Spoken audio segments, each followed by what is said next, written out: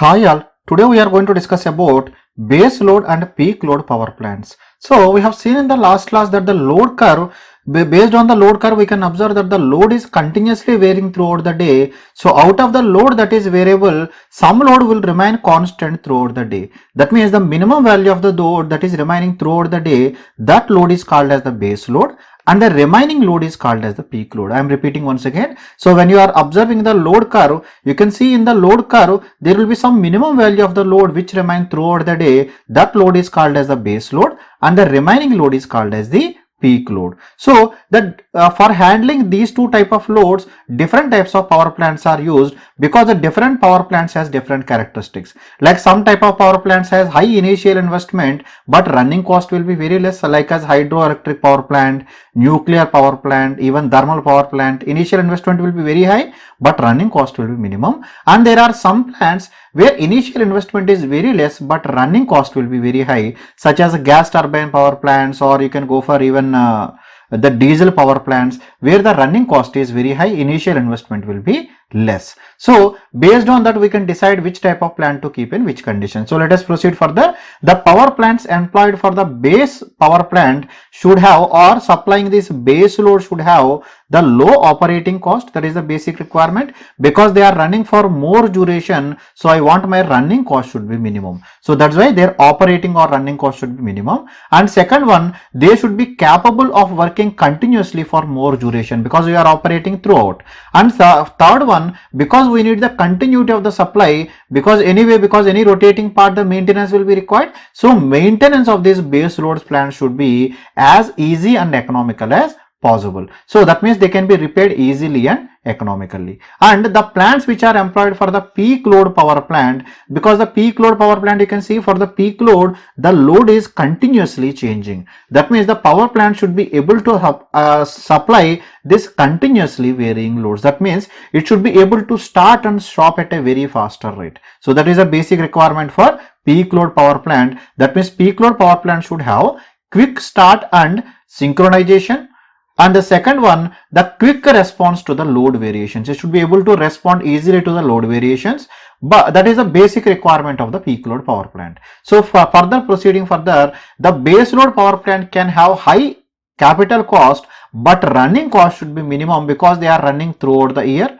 But whereas going to the peak load plants, as they are running only for some duration of the entire year, because only for some duration, so even though the running cost is more, there is no problem, that fixed cost should be as minimum as possible. That means the peak load plants can have very high running cost but capital cost should be minimum. So let us see what are the different plants and where they can be kept. This is the load duration curve. This is percentage of the load versus the duration in hours. That means you can take this duration for the entire year. You can see out of all, so these base load plants, the run-off river plants means whenever the water is coming, we have to generate it. We cannot store the water. It doesn't have any dam. And the next one is nuclear power plant. Nuclear power plant also, once started, it should run continuously. It has very high initial cost but running cost is minimum. So these two power plants are used only as the base load plants, because they cannot be used for supplying the peak load plants, because the control is not in our hands. Because whenever they are available, we have to use them. So then coming to hydro power plant with ample storage. Let us assume there is some hydroelectric power plant with a big dam.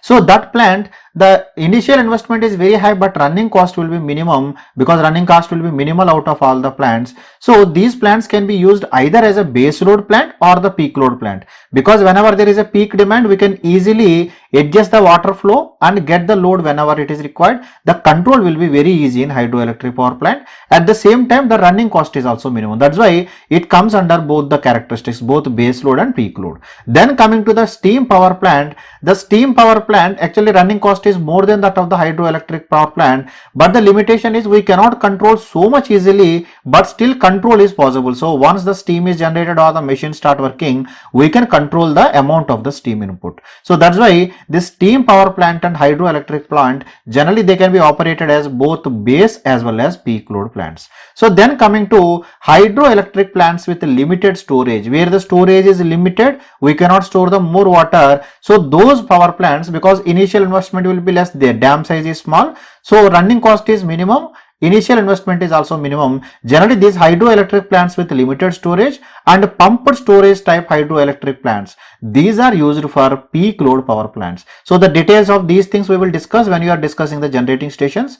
And similarly, going to the gas and diesel power stations, this gas and diesel power station initial investment is less but running cost is very high. So they can be easily supply the peak loads whenever required, because controlling is easy but running cost is more. That's why these are used as peak load power plants. As well as the power plants which are very old, because in that case the maintenance cost will be more, they are also used as only the peak load plants only, not as the base load plants. So now coming to the load sharing between the base load and the peak load plants. So how to decide how much should be the rating of the base load plant and the peak load plant if this is my load duration curve. This is load versus duration. Let us assume the total power or the peak demand on the complete system is equal to P. The maximum demand on the complete power plant is P, and the total number of units that are supplied, let us take it as X. So out of this P, so P1 is supplied by base power plant and P minus P1, this will be supplied by the peak load plant.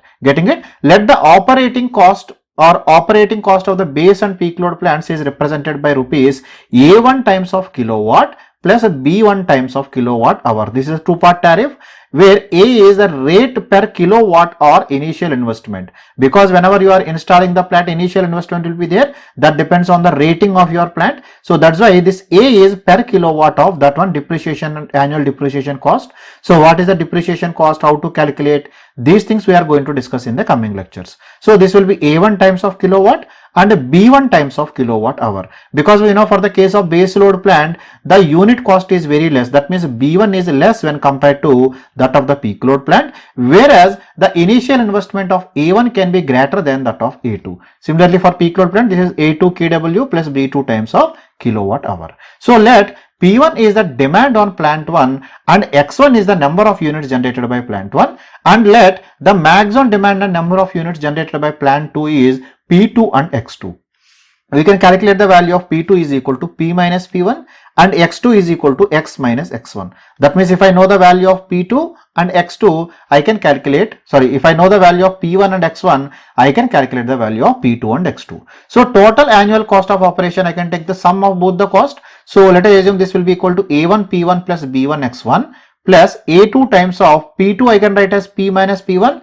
Similarly, I can write X2 as X minus X1. So when you are simplifying this, you will get it as P1 times of A1 minus A2 plus X1 times of B1 minus B2 plus A2 times of P, because this A2 times of P, and similarly this B2 times of X that came here. So out of these variables, we know A is constant, A2 is constant, X is constant, X1 is constant, and P is also constant. So all these variables are constant. So now for the minimum cost, I want the cost should be minimum. That means the rate of change of cost by increasing the capacity of one plant should be minimum. So I am increasing the capacity of the base load plant. I want to know what should be the capacity of base load plant so that the cost will be minimum. That's why I am taking dC by dP1 and equating to 0. So when you are differentiating with respect to the P1, so this will be equal to differentiation with respect to P1 will be, this is 1 times of A1 minus A2. I have noted down here, and this X1 is also variable. Number of units generated depends on what is the capacity and the time for which it is running. So that's why this I can write as a dx1 by dp1 times of b1 minus b2. Then we know the a2 is also constant, p is also constant, b2 is also constant, x is also constant. So differentiation becomes equal to 0. So that's why I have equated this to 0. So when you equate dx1 by dp1 will be equal to a1 minus a2 divided by this b1 minus b2 I have reversed so that I get the minus sign here. That's why I have written as b2 minus b1 hours. So this is telling that dx by dp, this result is coming in hours. So this indicates, if you are taking this curve, this indicates this duration up to this point. So how much is the duration? This is given by a1 minus a2 by b2 minus b1. Actually it indicates the duration in hours. So what is this duration? You can see here, this is nothing but the duration of the peak load plant. So whatever this a1 minus a2 by b2 minus b1 is coming, this is intersecting at this point. So this indicates the duration of the peak load plant. Agree with me? So now I am proceeding further. So I am taking one example to understand this concept clearly. So a system has a straight line annual load duration curve with maximum and minimum demands of 25 megawatt and 5 megawatt respectively. The annual cost of the base and peak load plants are C1 is equal to some fixed cost is there 1 lakh plus rupees 100 per kilowatt plus 20 pice per kilowatt hour. C2 is 60,000. So this is actually 60,000 plus rupees 60 per kilowatt plus 30 pice per kilowatt hour. Determine the operating time of peak load power plant for minimum annual cost. So this is what is asked. So what are these three different terms? These terms I am going to discuss in the coming lectures in detail. So next class I will discuss some more numericals. So after that we will go for this cost analysis. What are the different costs involved? How to decide the depreciation and other things will be discussed there. So now from this I can calculate. We know the duration, that time T2. That means where this particular thing is intersecting or this duration I can calculate by A1 minus A2 by B2 minus B1. So you can see here this A1 is equal to 100. So 100 and the value of A2 is 60 divided by B2 minus B1, because these are in rupees but these are in pies. I have to convert to rupees. So convert to rupees means you have to divide by 100. So that's why I have divided them by 100. So I have taken them as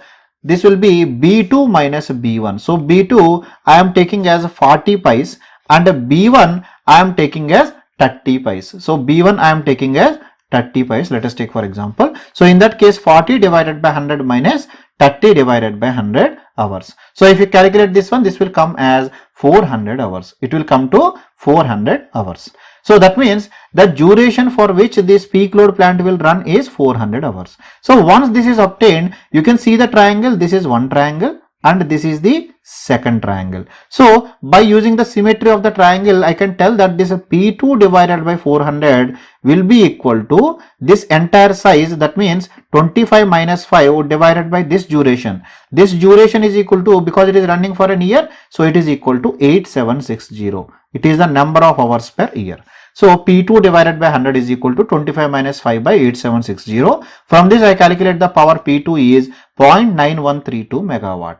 So from this I can calculate the rating of the power plant. One is P minus P2, that is 25 minus 0.9132. So it is a 24.0867 megawatt. I have just taken an example only, so that's why this much variation came. Practically this much variation will not be there. So next class I will take 2-3 numericals to make the what are the different possible complex numericals that can come in the exams. So this concept will be completely clear to you. I hope the concept of base and peak load power plant and how to decide the economic cost is clear to you. If you still have any queries, you can leave your comments in the comment section below. I will answer to your queries from there. Thank you very much.